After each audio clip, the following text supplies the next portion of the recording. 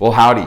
I'm Arya. Welcome back to my PrintNC build series. This is part 6 of the series where we're going over the final assembly of the machine. When I say final assembly, I mean we're going to go over the last parts that I haven't gone over to get this machine cutting. As you can see, I've already done some cutting and I've surfaced the spoil board here unsuccessfully several times and then finally successfully. There was some tramming issues, so we're going to go over all the things I had to do with tramming and getting the spindle and everything all prepared for surfacing the wasteboard in part 7. In this part, we're going to be going over the wiring of the spindle and some of the follow-up parts, such as these cool motor mounts that I got over here that I've kind of teased. You can't really see any of them in this position, but I promise you they're there. And we're also going to go over all the other wiring things that I did, such as putting the liquid cooling into the spindle and getting that going with the pump, as well as some tips and tricks that I came up with, some mods such as the dust hose. I didn't come up with this, but I did modify it to fit my needs. It has some modifications to do, but we'll go over all that. But as far as it goes, this is really it. The machine is now able to cut. It's able to do everything I needed to do. I have the aluminum plate ready so I can, in the next part, after we go over tramming, show you guys and hopefully cut, fingers crossed, my new Z-axis plates. So in this video, we're going to be talking about all those extra parts to get this finally going. So these are the motor mounts that I built. I did not design these, but I did modify a few parts to fit my needs. I found a couple of the parts didn't fit properly. They are amazingly designed, and I will leave a link to the Thingiverse. I think it's a great cable management option, as well as making them semi-hot swappable if you really need to move the motors for some reason. I printed all the parts that I needed, and I got out my soldering iron. The first step is to determine which wires go to which pole on the motor. This is an important step, otherwise your motor will not work properly. To test this, it's really easy. You just short a pair of the motor wires together and test crank the shaft. If the wires are the same pole, the shaft will be noticeably harder to crank, and this is how you identify which pole goes to which. Once that is done, you can cut the wires to length for the connectors. I cut mine to about half length because my wires were very long on the motor. As you can see on mine, the pole combination for mine was red and blue on one pole and black and green were the other. I would definitely test yours because your motor might vary. Next, I did a test fit of the Aviator connector and used the tiny screw that came for the housing to secure it in place. We will be hot gluing this permanently or semi-permanently after we're done with the wiring. I didn't have a second hand to help me, so I used this wood clamp. I really need to build and invest in a solder hand to help out with this. I tinned the connections on the Aviator connector as well as the leads on the wire before actually soldering them together. It's really handy to draw out a little guide that shows you which pole goes where and which wire goes where. As you can see on mine, which is in the top left hand corner, you'd be surprised how often you use this. In fact, I used it even doubly since when you flip the other side of the connector, it's the reversed side, so I kept having to flip it back and forth in my head when you connect the male and female sides correctly. If you follow the same orientation for both, you will end up with flip-flop poles, so I highly recommend a simple diagram to guide you. My soldering got much better as I kept going, so I'll save you the torture from watching me struggle through soldering all 4 of the wires. Also, I made sure to put heat shrink on before soldering. I recommend you do this so you don't realize after you've done all the soldering that you forgot to put the heat shrink on. I actually did this on 2 of the 4 of my motors, which made for good practice soldering. After the soldering is all done, I push the heat shrink down over the wires and over the joint, and I use my heat gun to shrink the tubing.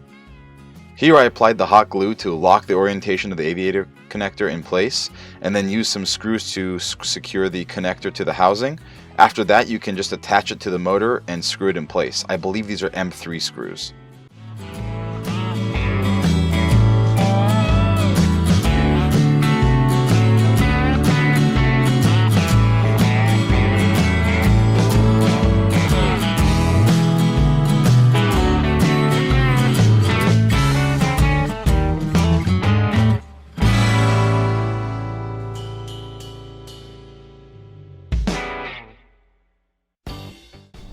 So another thing to talk about too is how am I doing my cable runs. So as you can see, I have the Aviator connector here on the actual design. and then it goes down into the top Y beam. It goes all the way to the back, and then comes out the back there and goes on the back of the X beam all the way across, and then I have a connector hole down in there, and then it runs down from that connector hole right behind these bars and over here. I know it's an absolute wire's nest over here. I promise I'm gonna clean it up eventually, or at least hide it. Now that the motors are done, I thought I'd show you how I did the cable chain supports. I realized I showed you the actual mod itself and the 3D printed part, but I didn't discuss how I did it. As you can see, it consists of the 3D printed parts that we went over in the last part of the video, plus some 1-inch aluminum angles. I cut the angles to size, aligned them with the holes, and started to mark where I need to drill, and then use the drill press to drill them all out.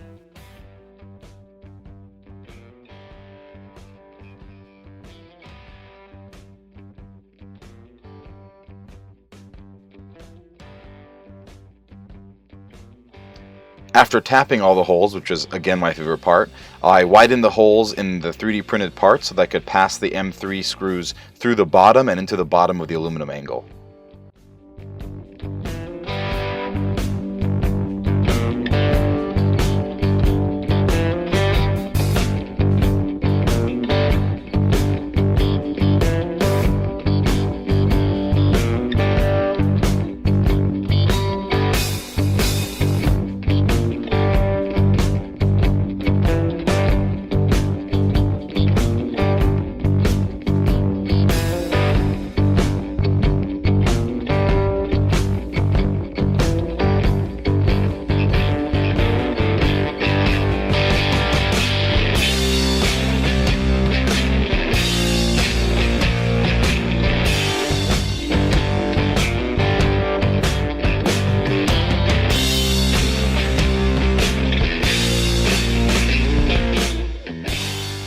So I took the liberty of taking apart this spindle. There are these long screws. They're hex heads, I believe, and 4 tiny Phillips screws. The Phillips screws obviously go right here on the Aviator connector, and the 3 hex head ones go on the actual plastic cap of the spindle. When you go ahead and take that apart, obviously you can see you can remove this wire, and it becomes pretty apparent that mine is definitely not grounded. Yours might be, but mine definitely wasn't. As you can see too, or actually when you go to try to take off this cap, when you pull out those screws, it's going to be kind of hard because they have a bunch of silicone inside here. But I'll go ahead and lift this up and show you guys. Really heavy. So as it falls off, I've already gone ahead and removed all the silicone, or as much as I could, from this cap. I have new silicone to do. And you can see those wires just go right into the spindle. What I'm going to do now is I'm going to install I'll show you right here, a ground wire that I'm going to run from this end of the Aviator connector all the way through, and I'm going to sink it to one of these Phillips screws right here on the inside of the spindle. So I do have some heat shrink. Mine just so happens to be green because the cable I bought came with some heat shrink. And you're also going to want a ring terminal connector, some silicone, and a soldering iron, which I have kind of sitting off screen here. So what we're going to go ahead and do is I'm going to put these aside so I don't ruin them or lose them. I'm going to cut this off, and I'm going to attach the ground cable to the end of this Aviator connector, and then down to this one of these rings, or these screws with the ring. And then I'm going to apply some new silicone on this lip here. One thing to note, which might be important, is these are, can't really get them out, but these are 2 O-rings that go on these ports right here.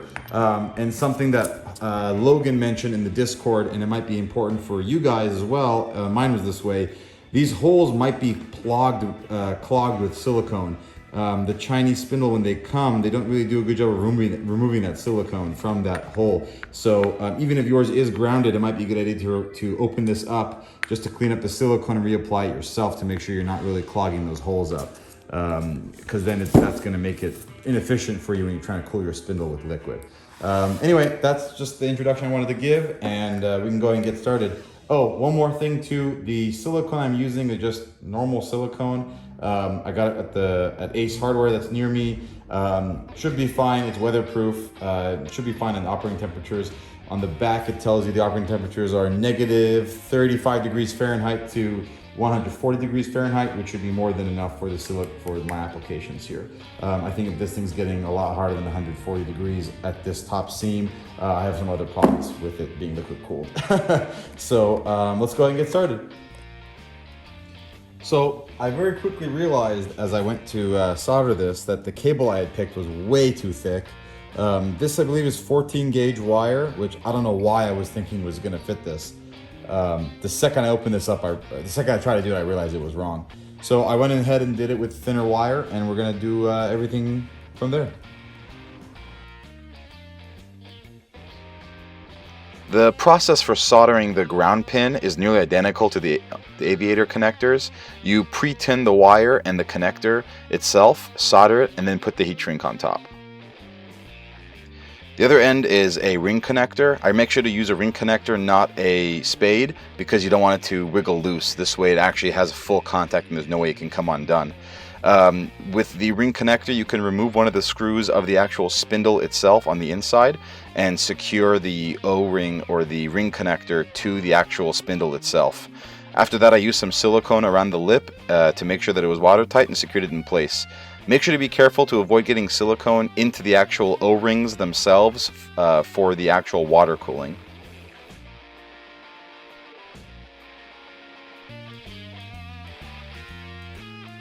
After that's all done, you can just simply screw the connector back on and you are done with the spindle.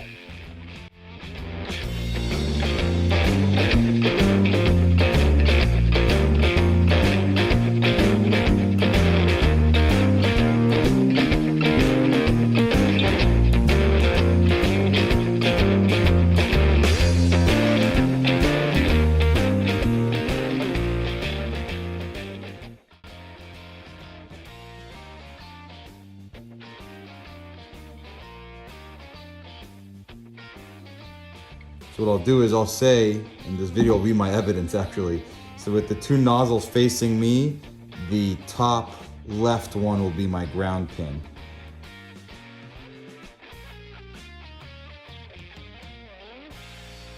After you do this, you do want to check to make sure the continuity is grounded. So what you can do is you can take a multimeter, connect one end to the actual ground pin and the other one to the actual spindle itself, and you should have continuity across anywhere you touch it. So it comes apart in three pieces, the Aviator connector on the end of the spindle. What you're going to want to do is you want to make sure the threading is on the bottom, facing out and come almost biting over the white part, because you want to grab onto the other end of this. And then you're going to want to spin this on there like that, and it'll obviously push it as far as you can down to be flat, and this spins freely. So the one thing to note is, depending on what type of shielded cable you got for this top part, it might not fit into this fitting. I'm going to test mine out and see if it fits or not. If it doesn't, I might have to just Dremel the inside of this in. So I'm going to test it out right now and see what I get. Yeah, so as you can tell here, I got some pretty thick double shielded cable. So here's the Aviator connector part of it. As you can tell, it does not fit down in there yet. So what I'm going to do is I'm going to Dremel out this part a little bit and make some more room so that the cable can come all the way through, and then I can attach the clamp on it like that to grab hold. Footage that I have is for a different type of spindle plug.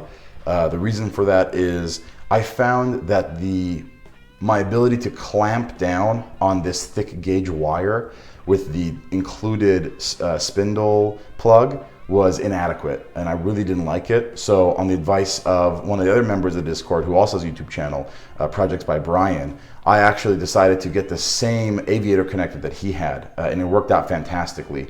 But all it included for me to do was just basically rotate everything 45 degrees, drill new holes, and basically screw in this mount. I don't have the footage for that, unfortunately.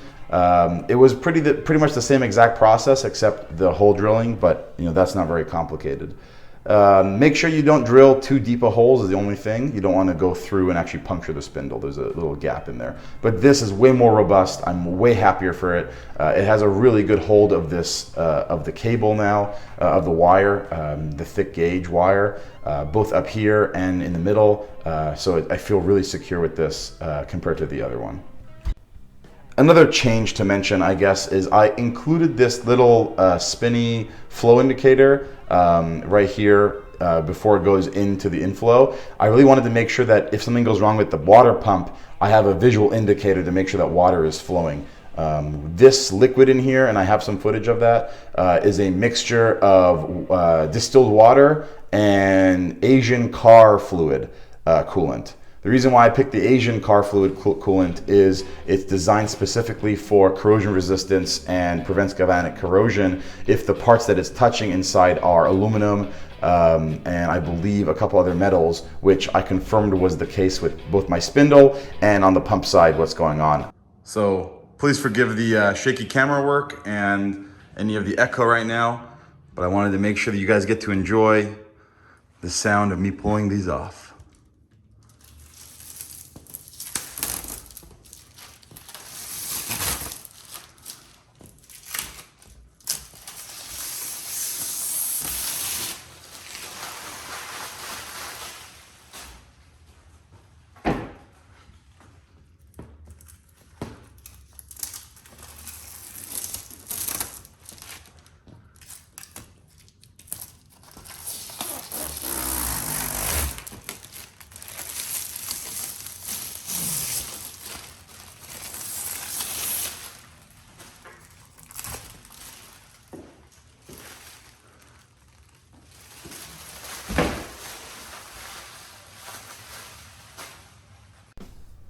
I'm not sure if I've actually shown you guys the complete enclosure, so I'll kind of close it and give you guys the full view of it.